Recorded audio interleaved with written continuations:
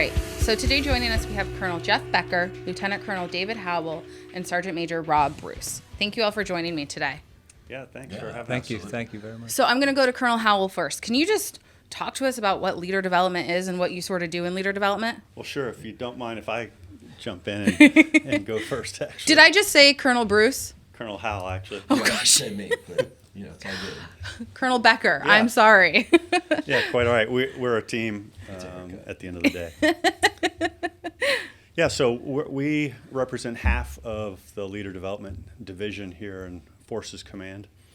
We have a pretty wide portfolio. The other half of Leader Development leads for Forces Command, Holistic Health and Fitness, and the Army Combat Fitness Test, and the implementation of those two significant programs.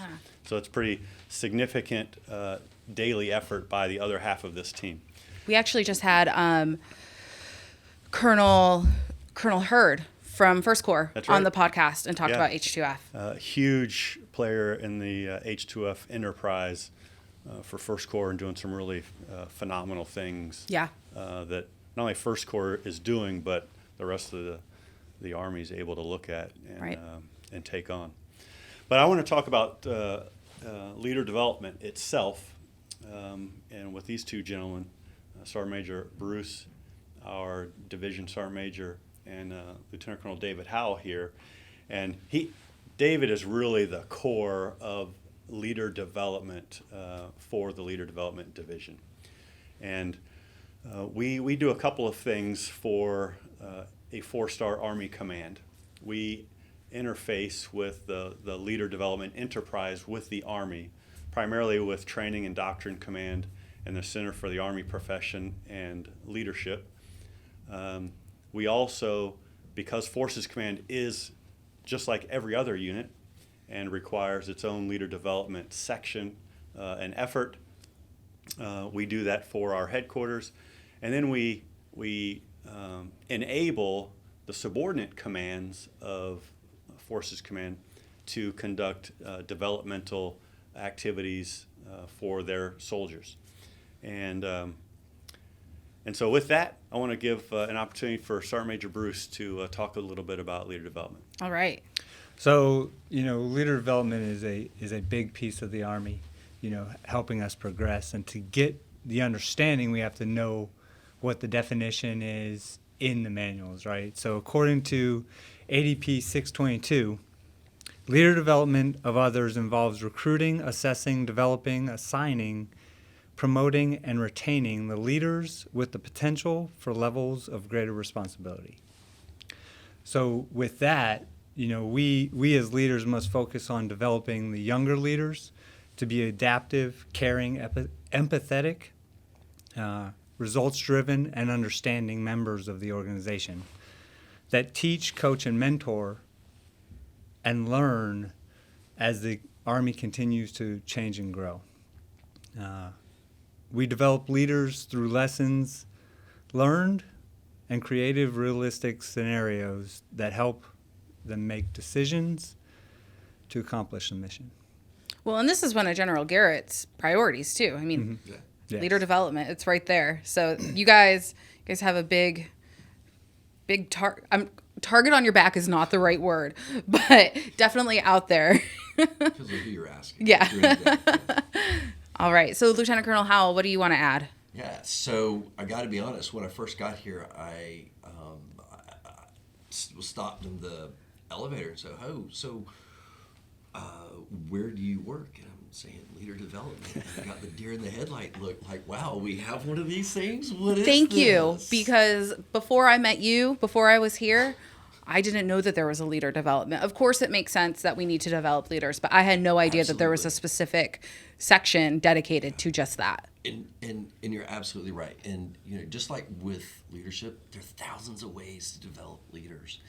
And we seem to have honed in on a really good way to augment, to help the FORSCOM leaders, both in uniform and out of uniform, through what we're doing in this process. And so what are you doing? What are your initiatives? What aren't you doing? I know, right? So we have two primary two primary efforts. And one of these efforts is the Leader's Guide to Soldiers Development, okay? And this, once upon a time, was the big rock that we were looking for, right? We were challenged to help reduce suicides in FORSCOM. And through those talks and those initiatives, we needed a counseling guide. And so through much blood and toil, we've now have a very modular 21-page at best document that gets after the harmful behaviors. It talks about risk mitigation for not only the team and platoon level, right? But it also assists that first sergeant and that company commander. It gives them a checklist to say, hey, listen, nobody's perfect at this thing, but here's a help for you. Yeah, because we while we were originally charged with helping reduce suicides, we wanted to take a much broader approach and really tackle the challenge from increasing positive outcomes and thereby reducing harmful behaviors. And in this case, really the core of that soldier's guide to leader development that David's talking about is helping all levels of leaders, but especially those junior or younger, less life experienced and less professionally experienced leaders to fundamentally establish better relationships, interpersonal relationships with each other, whether that's peer-to-peer, leader-to-led. At the end of the day, improve a relationship with the resultant outcome of certainly expected an improvement in trust as well, and thereby decreasing harmful behaviors. Well, so I have a couple of questions. So we've talked about suicide a lot on this podcast. And I mean, within this headquarters, it's such a big priority. So what is the leader development role in that suicide prevention? Well, so Forces Command has a very, an assigned division under the G1 personnel, Right. The Ready and Resilient division. Yep. And their focus is to reduce suicide and other harmful behaviors. We complement their activity in really focusing on how can we improve leader outcomes that result in supporting that effort of a reduction in suicide. Okay. And so then my next question is for you, Sergeant Major. So thinking back when you were a specialist or a sergeant, and now this leader development guide is out there, what would you have taken away from that? Or do you think that, what would your, as an E5 and you were handed this, how would it have helped you? So I think it would have helped me a great deal, right? It's a great tool that helps give us the ability to an example of what to do. It's not the end all be all. Sure. But it's a guide that will get us started, right? And a lot of it comes back to caring and things like that. So Sure. if the younger leaders can learn, even a little bit of what's in that guide and understand how to care for soldiers, that caring for soldiers leads to less suicides. Right. Because when people feel like they're cared about, Absolutely. they want to do more. Well, and having a purpose too. And it brings being them that part of a purpose, yeah. team and yeah. And this is and this is just a tool Absolutely. amongst a vast array of tools, and it's really, and this gets to the main effort that David's really been focused on, and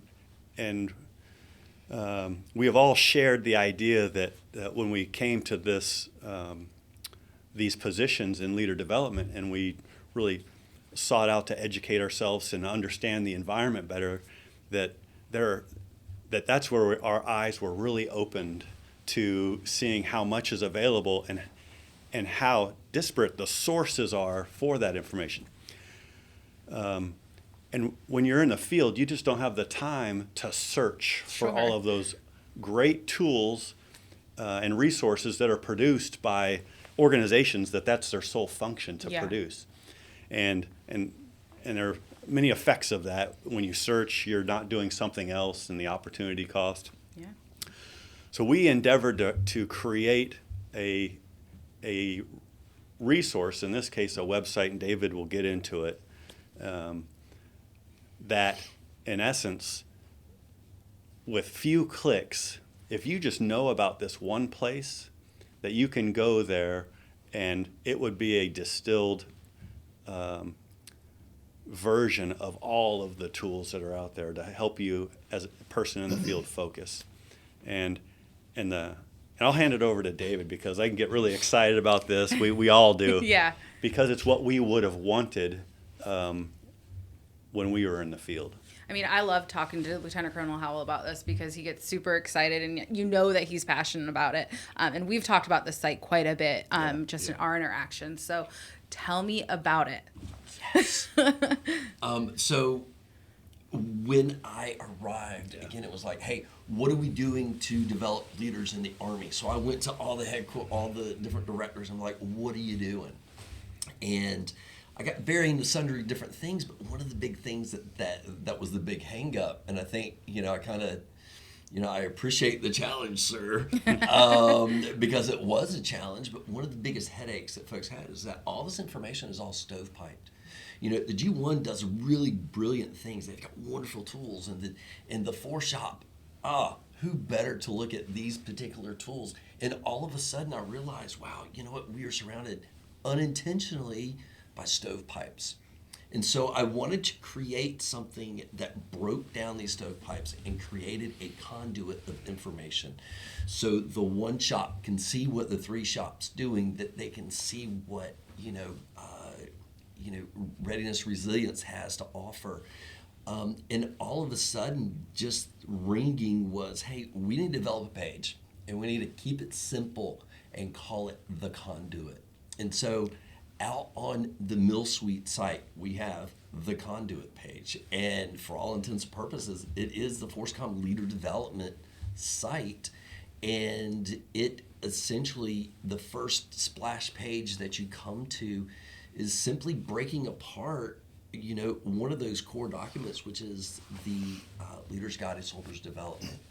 And then, of course, the back page, another litany, just a gigantic, a depot size of brilliant tools out there. And like Colonel Becker was saying, we have this opportunity to really leverage and bridge some of the Army's leader development assets, such as TRADOC and CAC and CAPEL and all these other wonderful tools that are already there. Mm-hmm. So in as few clicks as possible, you can be linked into Project Athena's self-development site. You can be linked into, CAC's initiatives. You can even see what the new manuals are and what those updates look like. And more importantly, what do they mean for you? Yeah.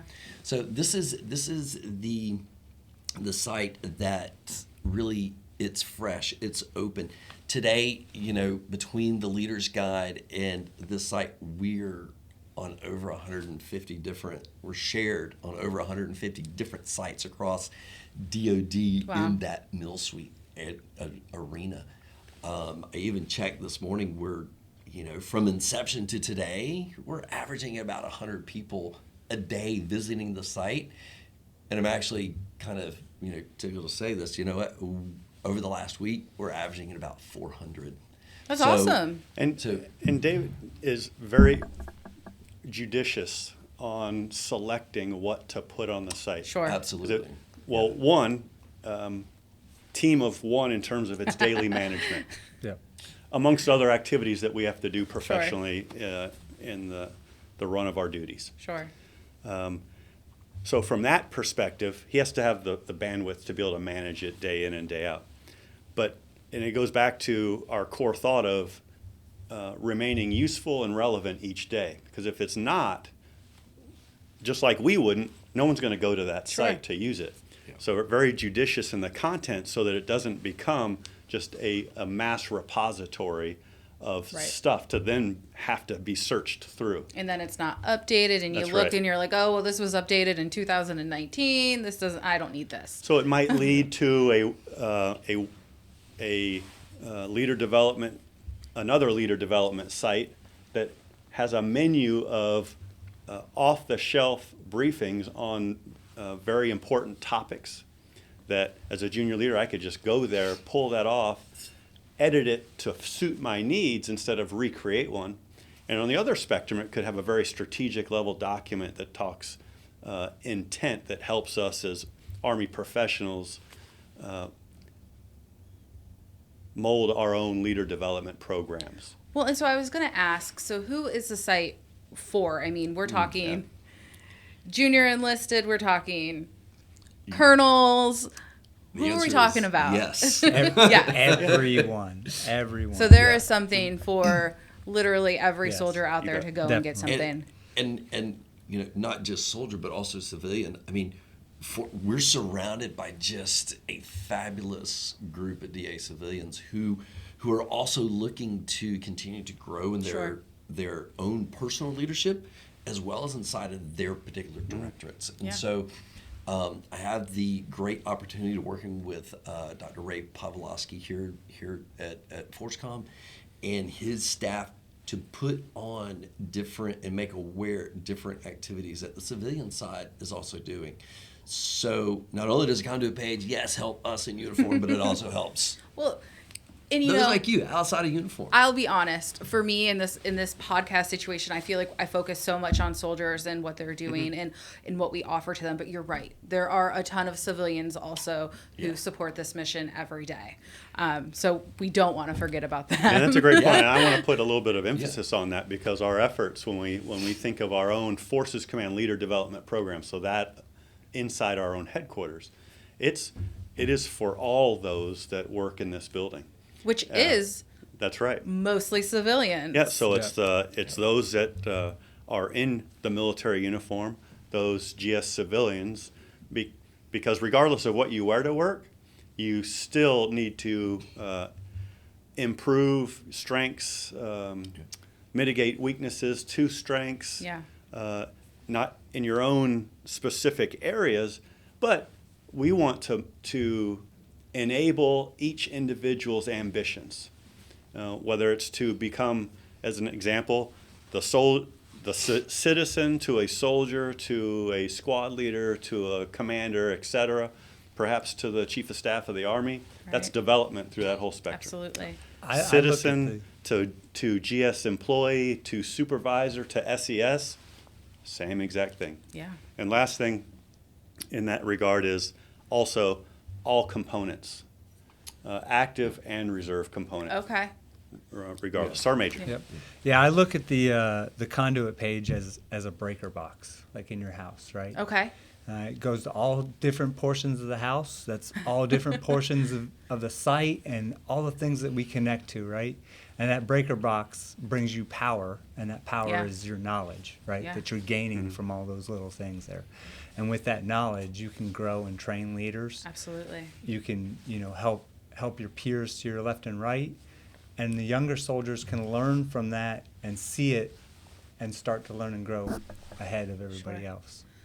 So Yeah, and Nope, I'm you sorry. go. No, with also with the reserve component aspects, or we've got probably 12 to 20 different reserve component folks who will instant message on our email. Hey, sir, this is a great thing. I'm going to pull it off, and I'm going to do a teach this weekend coming up for a drill cycle. Yeah. So it's as relative on both the active as well as Right. the reserve side. So yeah. Well, in one of the sections of this that we've talked about quite a bit is the why am I not remembering it now? The helping soldiers overcome different obstacles that they may face in their career. So how to deal with a suicide, for example. So can you talk a little bit more about what that section is? Yeah, so the conduit page really hits at a lot of different things to help soldiers, and this is what you're talking about is one very specific niche in Sure. there, And so we have an opportunity, and we've taken advantage of this opportunity to lay out some groundwork that you as a leader can take. Take this nugget over here that you see inside of the conduit page, mix it with what you already have established, and it just kind of helps you out, sometimes gives you a step-by-step thing on how do I, as a leader or as an individual, deal with this tough thing. Hey, it's not, like Sergeant Major said, the end-all, be-all, Sure. but it points folks in a direction, certain A steps starting to point. take. Yeah. Right, because we all deal with tough things. And so on our site, yeah, there's some areas in there that you can actually get down into the weeds and say, hey, this hurt, or hey, I didn't like that, or I'm doing really amazing right now. What do I need to do with this? Who do I need to go by and say thank you to? So is there a section, actually, you made me think of this, that, if I have a best practice for something that worked for me, can I put that out there for other people to, take that? You could. And honestly, what it would look like at the very beginning is simply a dialogue. Okay. In the activities page, you would simply write in, there's a little section, kind of like at Facebook or one of these other social media sites, Yeah. right? You're like, hey, how are you?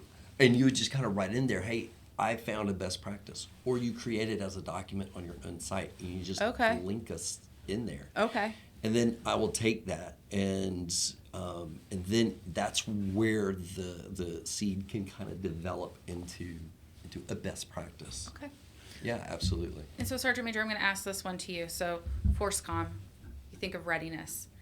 We think about unit readiness, but also individual readiness. And so, how does leader development and developing our soldiers into leaders directly affect a personal readiness or individual readiness?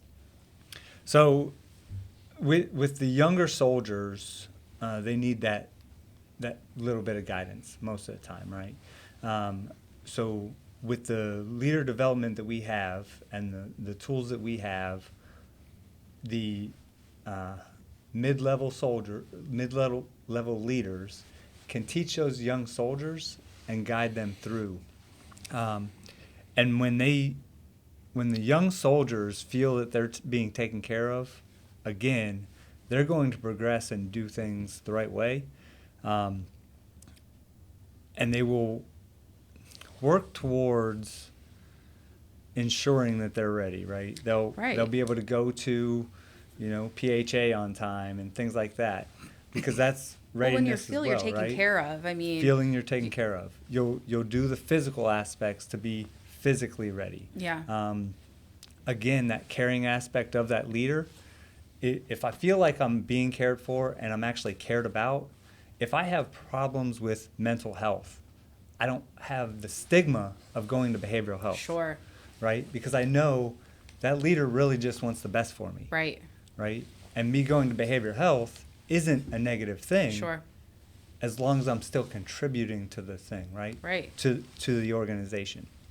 Where it becomes a problem and where the big stigma comes is the, very few soldiers that go and don't continue forward and are not members. They're using behavioral health as a tool to get out of work versus a tool to get better. Well, and somebody once told me too, and this is totally off topic, but you made me think of it, is, once you're getting to the point where if you go to behavioral health and that's the last straw, that you waited too long. Like, you should have gone to behavioral health a lot sooner than that. And I think that was actually a conversation I had with somebody who struggled with substance abuse, and he found his way back, and he's a soldier still. Anyways, I wanted to give you, Colonel Becker, you an opportunity to talk about, readiness directly related to leader development.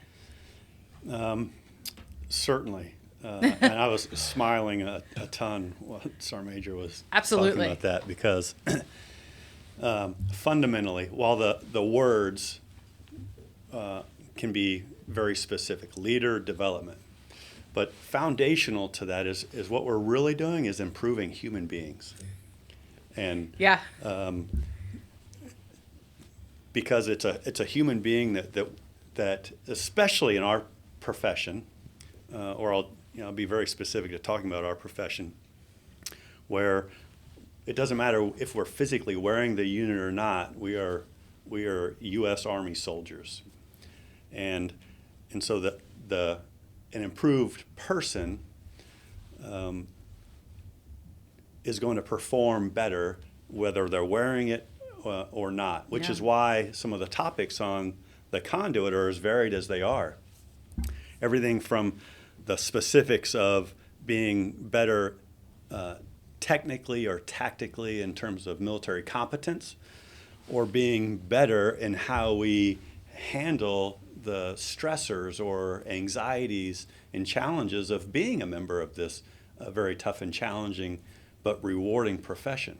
So if we can improve the core of the human being to where we have improved relationships with each other, we treat each other with the golden rule, dignity and respect of each other, and as that leads to being more competent in what we do, that with 100% clarity will result in an increase in both individual and team readiness. Agreed. Which, at the end of the day,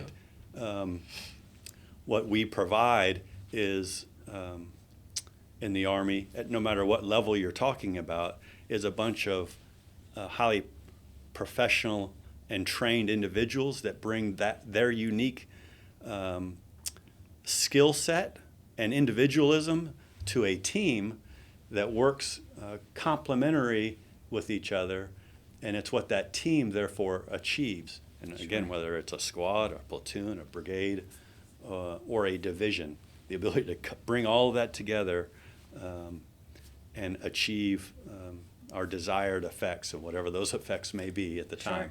Well, and we're here at Fort Bragg. 82nd is here. These soldiers, are given a very short amount of time, and they deploy.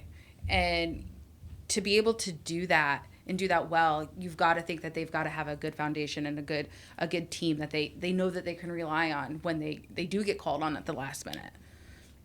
So we are running out of time, and I know that you all are busy, and I think Colonel Howell could talk about this forever. But I am going to go around to each of you and just give me your bottom line up front on leader development. What haven't we touched on that you think we need to highlight? Just tell me what we haven't touched on yet. So I'll start with you, Sergeant Major Bruce. Okay. So one big thing that I think we need to touch on with leader development is trying to make sure that we develop leaders of commitment versus leaders of compliance. Leaders of commitment are caring and empathetic. Leaders of compliance are more authoritarian and directive, right? So they want you to get this done because they want it done. Leaders of commitment, embrace the team and the organization, and the personnel below them or that work with them, right? Leaders of commitment like to work with people. Yeah. Those personnel will do it because they don't want to let the leader and the organization down. So you have a stronger force when you're leading through commitment versus leading through compliance. Absolutely. Yeah. So what about you, Colonel Howell? So with that, my gut response is simply relationships. Absolutely. I think at the end of the day, relationships matter. They count. And we solve so many of our challenges when we develop relationships, but relationships don't happen in a vacuum, right? It's not a one and done thing. It's a going back and being intentional, being engaging and intentional with that relationship. I mean, if I only saw Sergeant Major once in a blue moon and I didn't go back and say, hey, how's it going? Absolutely. Or if he didn't do the same to me, then we're living inside of silos. And we are actually moving backwards from our objective. Yeah. And so I think that, hopefully future conversations on this great podcast will help in endeavor in that with building relationships as it relates to leader development. Absolutely. What about you, Colonel Becker?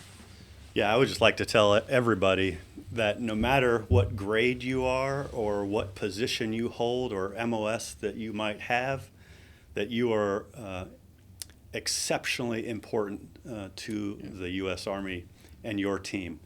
The Army is limited in its size, and at the Department of the Army level and all of the other 4-star commands, they in an office sense, fight every day over determining force structure. What grade and what position does the Army need to change and evolve for the Army of tomorrow, or the future in essence?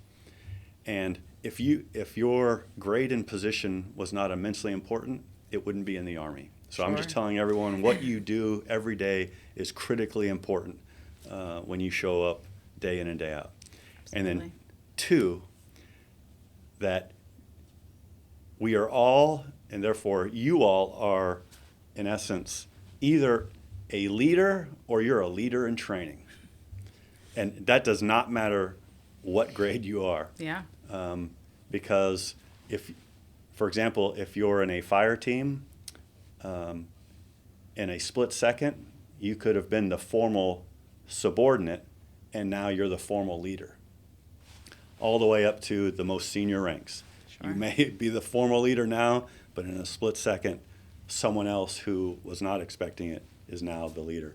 So Absolutely. you are either a leader in training or you are a leader. Absolutely. All right. Well, again, I appreciate you all taking the time to talk with me. And I do want to mention that we will link the Mill Suite site to our show notes. It's CAC enabled, though. So if you don't have a CAC, you won't be able to view it. But we'll link that in our show notes. And we will also link the Leader Development Guide from our FORSCOM website that anybody can look at. So we'll link that as well. Great. And again, thank you all for joining me. Thank you very Thanks much. for having us. And the last thing, if you wouldn't mind if I said, is that, or if I say, these two are great teammates of mine, and we as a team endeavor to be great teammates with everybody else. So please reach out to us for anything if necessary. All right. Sounds Absolutely. good. Thank you. Thank you. Thanks a lot. Thank you very much, Ashley.